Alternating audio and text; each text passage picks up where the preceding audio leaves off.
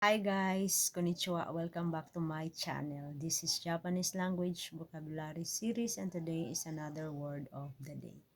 Ngayong araw na ito ay ituturo ko po sa inyo kung paano sabihin sa Japanese ang turn right or turn left. At ito ay ibang Japanese term. May dalawa po kasing Japanese term para sa turn left at turn right or sa please turn right at please turn left. At yan po ang ituturo natin sa video na ito. Kung curious kayo at gusto nyo pong malaman ay panoorin at tapusin nyo po ang video na ito. So, unang-una po sa lahat ay pag-usapan muna natin ang kalimitan nating naririnig dito sa Japan kapag sasabihin na please turn right. So, ang right po sa Japanese ay migi at ang turn naman ay magaru. Magaru ay verb po iyan. So, kapag sinabi na please turn right, so, ang sasabihin natin ay migi ni magate kudasai. Ang kudasai ay ang katumbas ito sa Ingles ay ang please. So, pag sasabihin natin na please turn right sa Japanese, ito ay ang migi ni magate kudasai. At kapag left naman ang pag-uusapan or kapag left naman ang sasabihin natin ay ang hidari ni magate kudasai. Ang hidari ay ang left at ang magaru or magate ay galing po sa verb na magaru which is to turn at ang please ay ang kudasai. So sasabihin natin na hidari ni magate kudasai or migi ni magate kudasai. Ngunit alam niyo po ba na may iba pang Japanese term na pwede nating pamalit dito?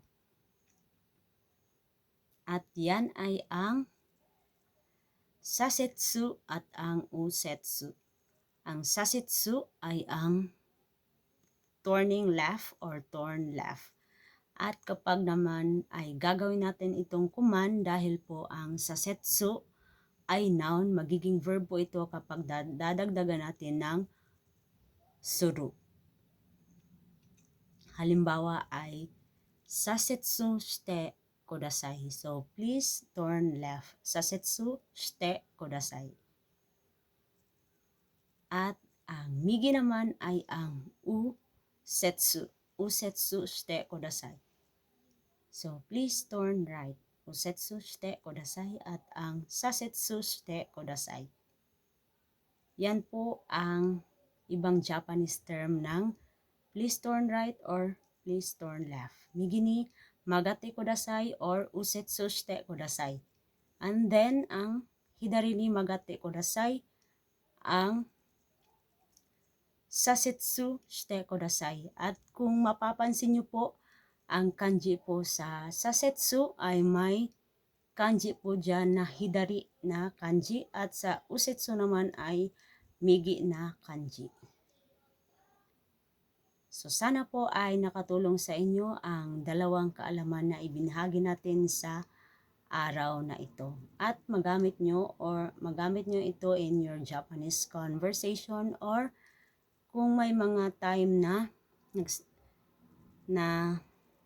nasa kuruma kayo at sasabihin ninyo or kayo ang magtuturo sa Michi.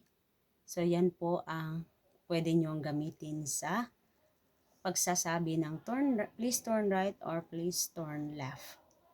Karagdagang kaalaman naman po ang idadagdag ninyo sa inyong vocabulary sa Japanese. Salamat po sa patuloy na panunood at pagtangkilik sa ating video. See you on my next videos. See you on my next video, guys. Bye!